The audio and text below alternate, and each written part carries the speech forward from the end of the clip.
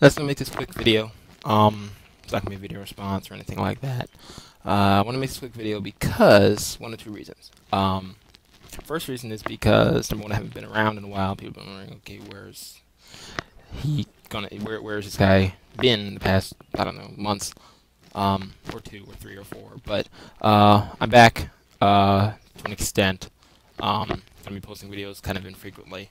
But anyway, this video is going to be on something that I've noticed that's been on a trend for a while, and that is what's been going on in the wrestling world per se. A lot of you that are friends of mine on YouTube and fellow subscribers of mine know that I have a passion for the business. Know that just through my favorites, that half of the favorites are of wrestling, and not just current but past as well, because I do have a history of watching it. I didn't just start watching it in the Attitude Era or in the early 90s.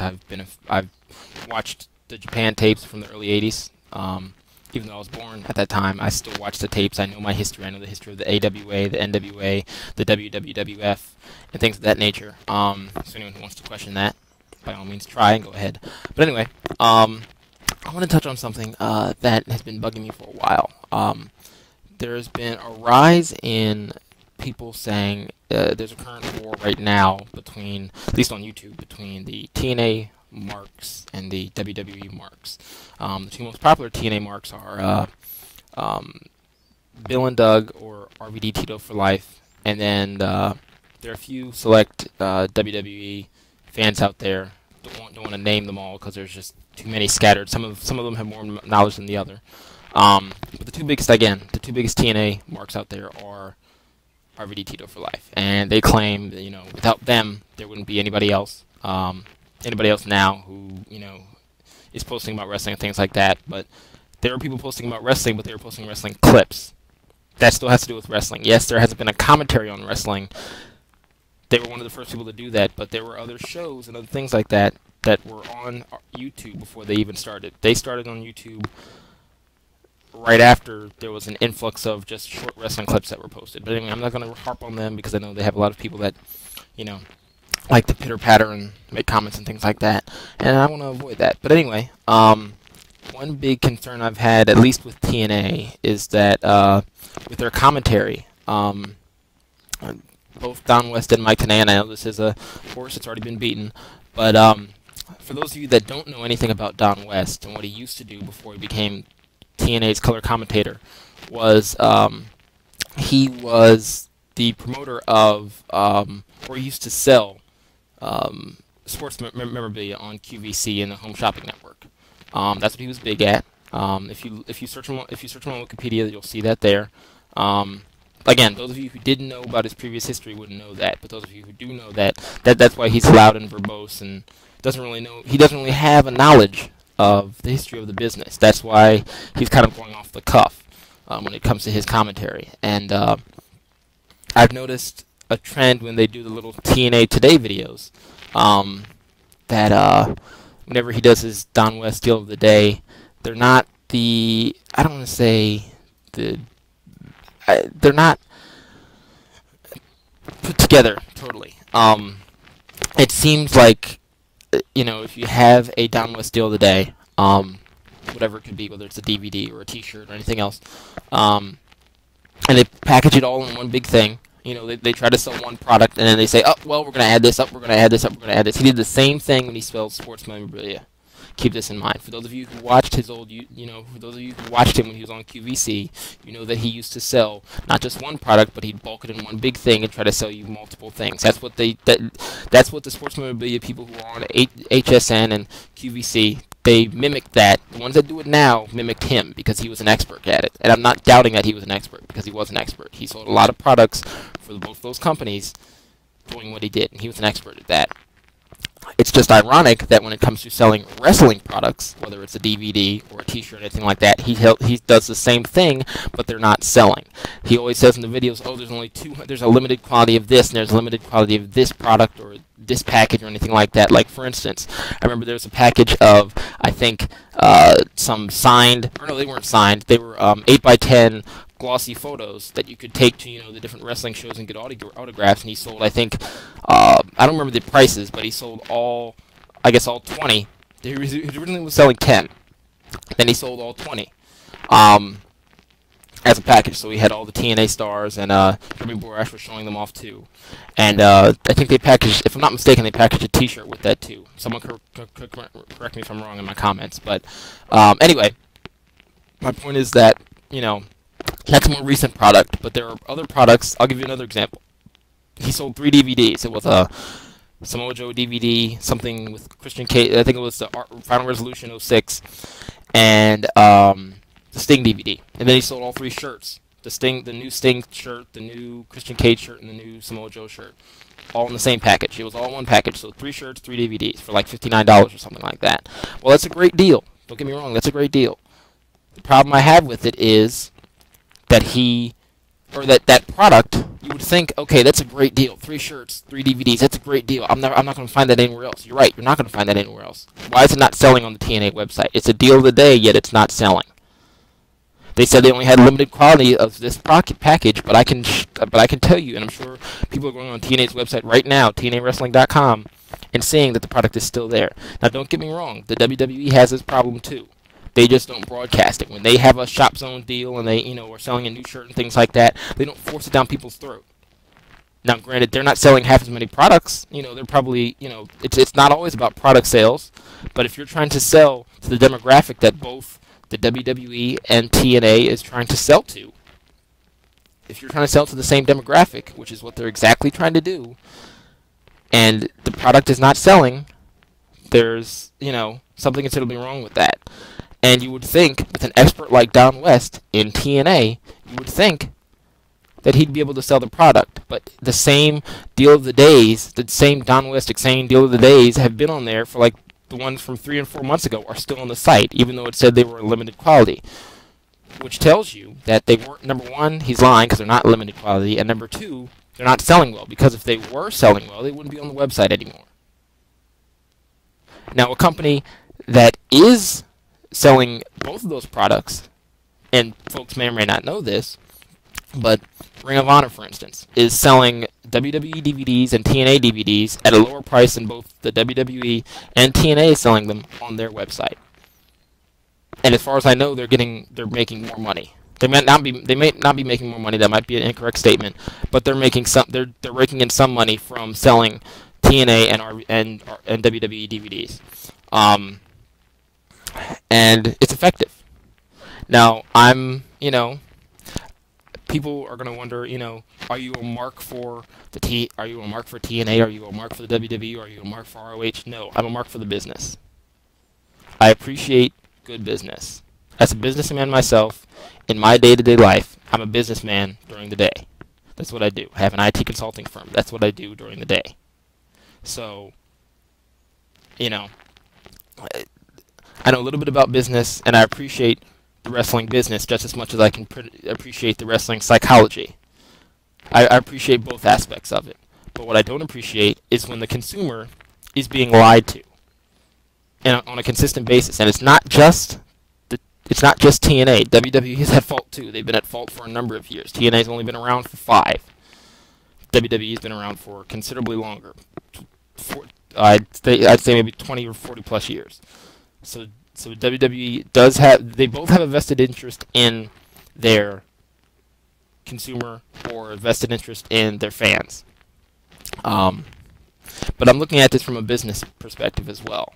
That's what people don't normally look at either product at. They don't, because they only see it as entertainment, and they don't look at it from a business standpoint. And you wonder, wait a second, okay, TNA's been around for 5 years. You would think that they'd be able to sell well, and they are selling well. To that, I think Crusader said it in his recent video. He said to the 18 to 24 demographic, and it is selling well.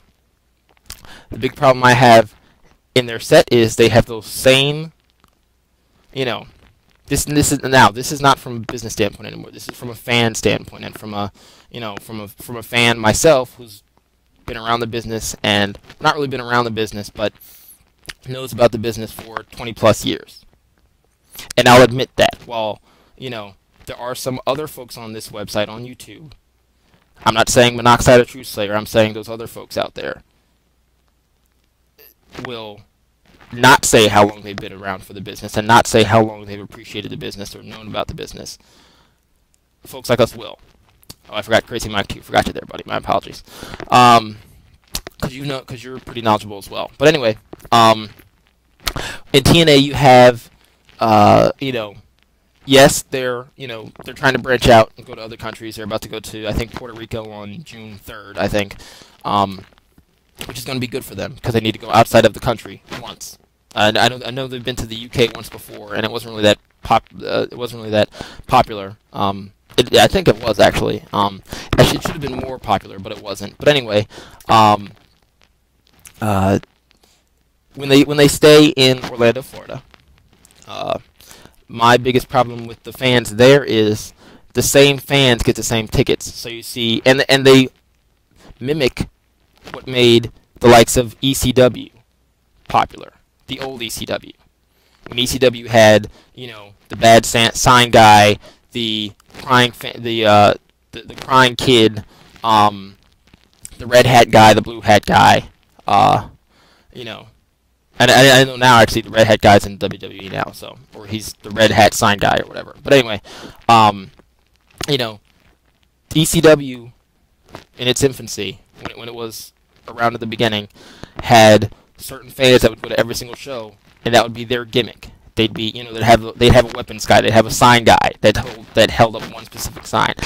TNA is trying to do the same thing. They have a guy that, I don't know if you see him, you might see him when they do a wide shot of their show. It's the same black guy waving around towels. He's the towel guy. They have a guy in the front row. It's two people. It's a guy and a girl. They both used to wave figures around. Whenever there'd be a new TNA action figure, they're the figure people. That's a name for them that I'm giving them. But that's what they are. They wave figures around, action figures. Whether it's a new figure that just come out, or it's a current figure, or it's an old action figure from TNA's old whatever. So they might be throwing around an AJ Styles figure, or a Christian figure, or a new Kurt Angle figure, or a Samoa Joe, or whatever. They're just waving around a figure in the front row. And I remember this distinctly because when the Jeff Hardy figure came out, the girl was actually dressed up like Jeff Hardy. When Jeff Hardy was in TNA for that brief amount of time. She was wearing around a Jeff Hardy figure. She had a Jeff Hardy sign, and then you saw her again the next week, dressed up in she had a TNA shirt on, and she was waving around a Jeff Jarrett figure. Anyway, there's another bad gimmick that I don't appreciate, or that's not selling well, that I'm noticing in TNA. They have the they have this couple. I believe they're a couple. They might be brother and sister. But they're wearing a white. And for those TNA fans out there that appreciate this, please correct me and tell me what shirt this is, because I'd like to know, because I'm never able to read what the shirt actually is, but I know it's a TNA shirt. It's a white shirt with red sleeves, and both a guy and a girl are wearing them. And it's not the two figure waver people. They're closer to one of their, I think, the heel ramp, or maybe the face ramp, right in that little corner. But this other couple wearing the white shirt with the red sleeves is right on the right on the same side of the ring that the towel guy is. He's a few rows up waving the flags. But yeah, I mean, those are just things that I'm noticing that I keep seeing. And yes, it's good to see those same things over and over and over again, but that just shows you that, TNA is trying to go off of what ECW did and trying to say, we're not reinventing the wheel. You don't need to, in business, this is back to business again, you don't need to reinvent the wheel. That's one thing you don't need to do. The wheel's already been created. You don't need to perfect it. Same thing with the wrestling business. The wrestling business is already created. Yes, you can tweak it and have your own twist to it. That's what made ECW so well, that, ECW tweaked it. And, while, they had hardcore matches, they had excellent technical matches as well. And they boosted up the Luchador division tremendously. They made Luchador what it is today. And you don't see that too often anymore. In any company. And any of the mainstream companies. And now with ROH getting a TV deal or not a TV deal, I'm sorry, a pay-per-view deal, I'm listing them now as they're going to be a mainstream company. I'd say after they finish their pay-per-view, people are gonna. I anticipate their buy rate going through the roof because both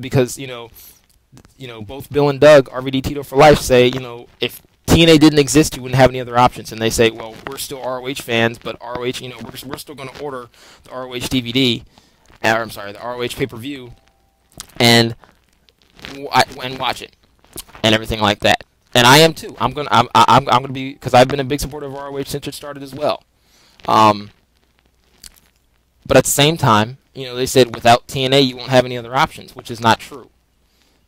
There are plenty other options out there, but people actually have to go outside of their house. I know, which is difficult for a lot of you to do. To go outside of your house, because a lot of you are of the younger generation. You don't have cars. You have to ask your parents. And I'm not pointing fingers at any particular person, but, you have to go outside of your house, and, there's shows, there's XPW, there's MCW here, or MLW, I'm sorry, here in Maryland. There's ROH, obviously, which is not just, they used to be just going to Detroit and Chicago and New York. Now they're going to other places as well. What else is there? There's CZW. If you like hardcore stuff that has a little bit of they have a few technical wrestlers that are somewhat decent. There's Chikara, which is eventually coming to back to the U.S. They have someone can correct me if I'm wrong, but Chikara, I believe, only has one show every year in the U.S., but they're based in Japan. Someone can correct me if I'm wrong. I'm probably wrong, but anyway, Chikara's good. You can check them out on YouTube.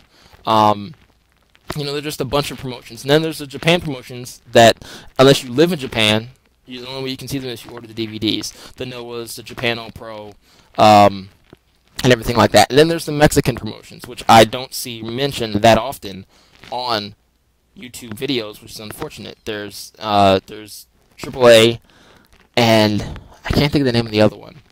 But there's another one in Mexico. Someone can, comment on this and tell me what it is. I can't think of it off the top of my head, but I know there's two. There's two very popular Mexican promotions, or Latin American promotions, that have a few former WWE wrestlers wrestling for both of their promotions right now, either in masks or not in masks. But anyway, there are a lot of other options out there. So when people say, without the WWE, without TNA, without ROH, you don't have any other options, you do. There are plenty of options out there. They might not be as decent as the big three, but they're still out there. There's options out there for you. I know this video kind of rambled in different directions, and I know I kind of touched on different things, but that's what I wanted to do. I wanted to give people the option to kind of dabble on things, catch on things that I said, give them a chance to comment, and, I'll comment back. I'm not going to do a Q&A. I could do a Q&A like True Slayer. If you want me to do a Q&A like True Slayer, I might. We'll see. If you want me to do, I see that both Crazy Mike and Oliver to the Scott are doing the same thing now, which is awesome. The Q&A thing is pretty cool. You post a question, and then seconds later you get you get a video just with your question answered. I think that's pretty cool. Now you have to have the knowledge, and all three of those guys do. They all have the knowledge to back it up, and I'm not saying that I don't. So if you want to post questions, and about any of those things that I mentioned before, I'll do the best I can to answer them to the best of my ability. But again, one thing you have to realize is, it's my opinion. And that's what I think a lot of people aren't taking into consideration when they make video responses to any of the individuals that I mentioned before, whether it's Monoxide, or Oliver to the Scott, or RVD Tito for Life, or True Slayer. When they post a question to them, they automatically assume that, they're going to give them the cold hard facts. They're not. They're giving you their opinion. That's what YouTube is about. It's a community of opinion. It's not a community of the facts. If it was a community of the facts, then it wouldn't be, this wouldn't be the website for that. Because, this is different people posting their opinions on different things. But anyway, I just want to touch base on those few things. You're welcome to post video responses, post comments, any of the things I mentioned before. For those of you who are wondering what else I'm going to talk about, or, anything like that, I am going to go back to my commentary on other topics. I just wanted to touch base to the new fans the new friends of mine who I've made as of late. who are wrestling fans and do have a passion for the business like I do. I wanted to come back and address, and talk to them for a chance, because I don't get that opportunity. I really feel like, well, before I go, I did want to touch on one last thing. Going back to what I mentioned before about Don West and Mike Tenay. Mike Tenay is quite possibly one of the, I'd say, he's damn near close to one of the worst commentators out there. He knows the business because he's been around for a while. I'm not knocking him on that because he has been around for a while. There's a reason he's called the professor. He does know his wrestling moves, but he doesn't. It's not that he's horrible. It's that Don West doesn't compliment him. Mike Tenay needs someone who is in a heel form that can bounce off of him well. There was an Impact, I'd say maybe 2 or 3 weeks ago, where Conan, a member of LAX, was the third person on that little commentary for the last match when Abyss was getting beaten to a pulp. After the Lethal Lockdown match, the Impact after that, actually. And I noticed that Conan meshed really well with Mike Tenay. If they took out Don West, had Don West just as the figurehead to sell products only, if he was just ranting and raving about selling products, that'd be perfect. And they had Mike Tenay and Conan, because Conan's wrestling has been limited as a result of his surgery. So put him in the commentary position with Mike Tenay as the heel commentator, because that's what he is. He makes an excellent heel commentator, and Conan knows his wrestling moves. He has a wider range of wrestling knowledge. Before he was in WCW, for those that didn't know, he was in AAA for a number of years, and he knows his moves. He's been around for a while. He might not look it. He might look like he's 20-something, but he's close to his 40s. Anyway, both of those figureheads, if you had Mike Tenay on one side and Conan on the other, it'd be a perfect team. I think they'd complement each other well as a commentating team. Then TNA could actually tell stories, and they could communicate the story a little bit better, rather than during every segment you hear Don West and Mike Tenay repeating everything like the fans are retarded. When there isn't a fan out there who is, basically repeating everything that's going on. When we see Kurt Angle about to hit Sting in the back of the head, they don't need to repeat it and say, "Oh my God, Sting's about to hit Kurt Angle." We don't need to see that. I mean, we don't need to hear it. I'm sorry. We don't need to hear it over again. We don't need to hear it over again. But they repeat it, and it just needs to, subside. That's just how I feel. You're welcome to comment on it. Give your opinion. I want to hear what people think. Just respond to the video. See you guys later.